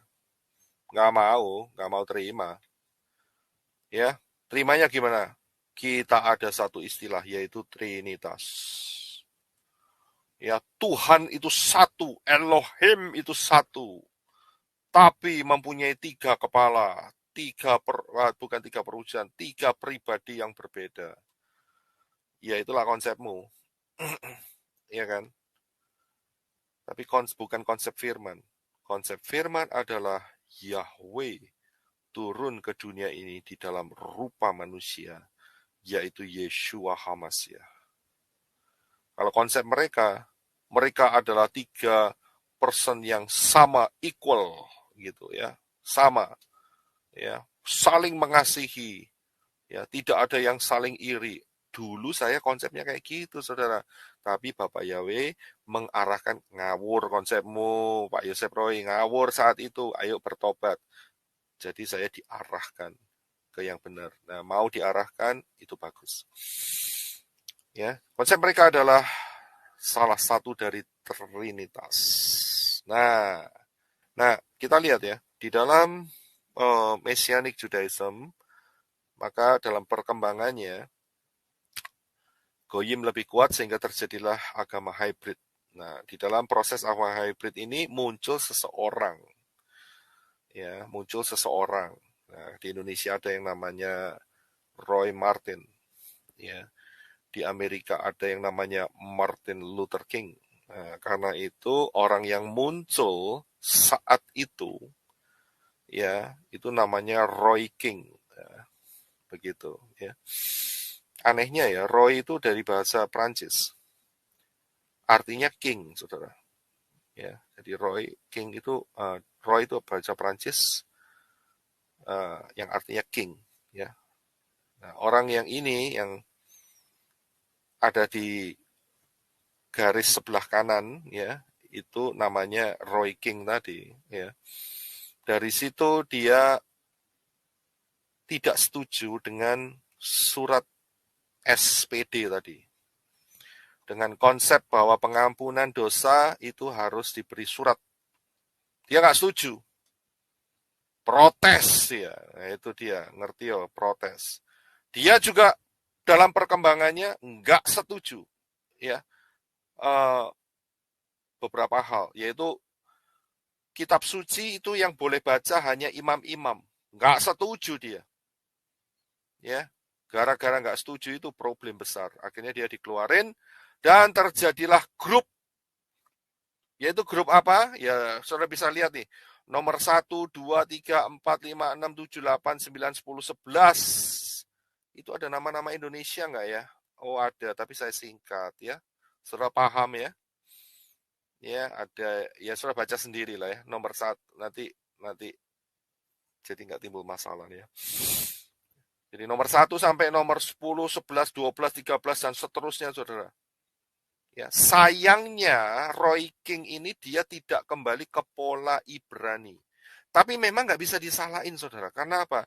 Saat itu, ya, Tanak dan Brit Gadasa itu semua udah diganti Septuagint.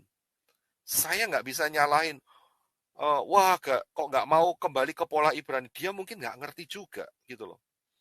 Tapi ini adalah cara Bapak Yahweh untuk menggiring dari agama hybrid itu. Roy King harus keluar dari sana, ya, harus keluar dari konsep yang salah itu. Ini cara Bapak Yahweh, ya. Dan dari situ keluarlah, yaitu, ya, yang nomor nomor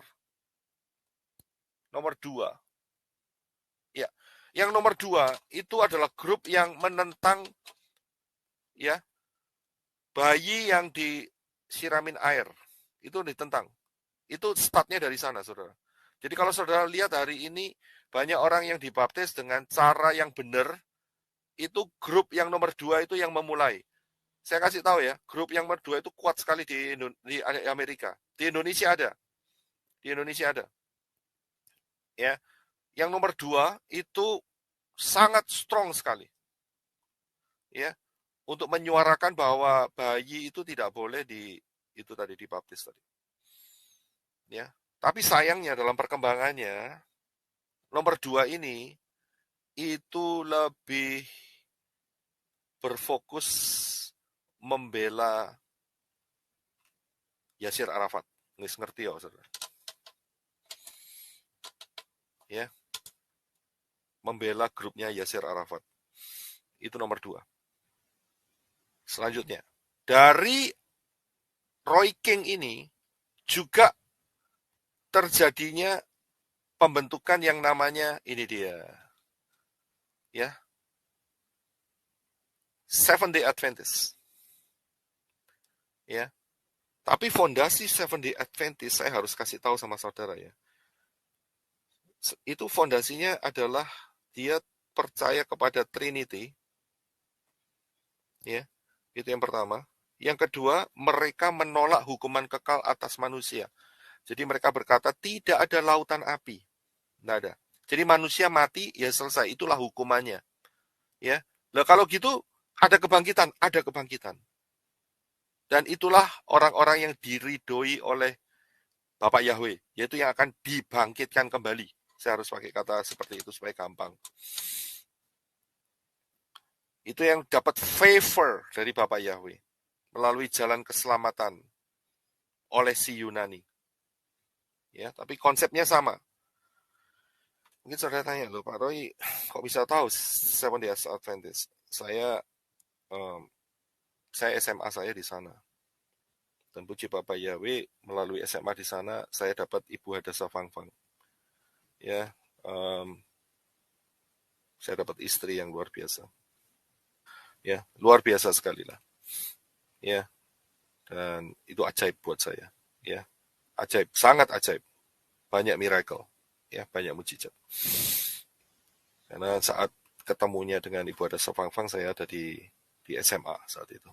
Ya, enak. Jadi saat itu kalau hari Sabtu libur, saudara. Ya, karena saya Pantai Kosta saat itu, ya, teman-teman saya berkata, "Loh, kamu Sabtu nggak sekolah?" "Enggak." "Kenapa? Libur." "Loh, kok enak libur?" "Iya, enak." "Ngapain aja sekarang?" "Iya, buat pacaran," saya bilang gitu. Ya, ekstra waktu. Ya. Dan puji Bapak Yahweh, saya diarahkan terus bisa menikah dengan Ibu Hadasa Fangfang dan terus sampai hari ini. Ini satu anugerah yang sangat luar biasa buat hidup saya. Ya, itu Seventh Day Adventist. Nah, dari Seventh Day Adventist ini juga keluarlah konsep Watchtower Society. Siapakah dia? Ya, saudara ngerti itu di situ ya. Jehovah Witness. Dan mereka adalah fondasi imannya adalah pencipta alam semesta ini adalah Yehova atau Yehuwa. Siapakah si Yunani? Yunani itu adalah Mikael, ya, the Archangel. Dan mereka punya konsep yang sama dengan Seventh Day Adventist, yaitu menolak lautan api. Menolak manusia ini dihukum untuk selama-lamanya. Ditolak. Dan kemudian mereka juga mengatakan bahwa Roh Kudus, Roh HaKodes itu adalah power. Ya, bukan Bapak Yahweh sendiri. Bukan. Tetapi itu adalah power, itu adalah kekuatan. Kayak listrik begitu, saudara. Ya, itu yang saya tambahkan di situ. Nah, jadi saya akan akhiri di sini. Sebelum 1948 terjadi sebuah movement yang luar biasa. Diawali dengan banyaknya ditemukan kitab-kitab yang hilang dan kitab-kitab yang mendukung Tanak. Ya, itu ditemukan banyak sekali. Tapi pada saat itu juga ada yang namanya replacement theology. Replacement theology itu begini. Mereka mengajarkan bahwa orang-orang percaya itu adalah Kristen, itu adalah pengganti daripada Israel. Ya, penggantinya Israel. Nah, saat 1948 Israel merdeka, sebagian dari grup ini kaget, terkejut. Ternyata replacement theology itu salah.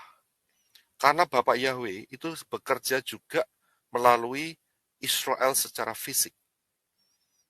Jadi setelah 1948 terjadi dua grup yang berbeda. Yaitu grup yang masih bersikokoh untuk memegang replacement theology. Dan grup yang satunya adalah grup yang mengatakan replacement theology ini salah. Nah, dari perkembangan dari grup yang mengatakan salah ini, ya kan, itu keluarlah satu movement, yaitu Messianic. Jadi movement ini kembali lagi, saudara. Ya, dan juga orang-orang yang rabbinik yang saudara lihat tadi ya, bagian di atas, itu mereka menyadari bahwa juru selamat dunia ini adalah Yeshua. Yeshua, bukan Yasua ya. Yeshua, Yod Shin Waw Ayin. Yeshua. Dan terjadilah movement dari dua pihak. Movement dari Jew atau dari Yahudi, dan juga movement daripada Goyim, Gentile. Sama-sama dua-dua ini kembali ke akar mesianik. Dan ini terus terjadi sampai hari ini. Sampai hari ini. Jadi inilah fondasi yang benar. Yaitu mulai dari Adam menuju ke Noah, dari Noah menuju ke Sem, dari Sem menuju ke Abraham, dari Abraham menuju ke Moshe, Torah, dari Torah Moshe menuju ke Yeshua HaMashiach, dari Yeshua HaMashiach menuju ke Mesianik. Ini adalah jalur yang benar. Tapi ingat ya, dari Mesianik jangan bengkong menuju ke agama hybrid. Jangan ya, jangan. Jadi inilah fondasi yang benar. Jangan kita diciprati oleh roh-roh jahat. Karena roh-roh jahat mau nanam spirit 8360 atau 8390. Ya, saya rasa penjelasan saya akhiri di sini dulu. Bapak Yahweh memberkati.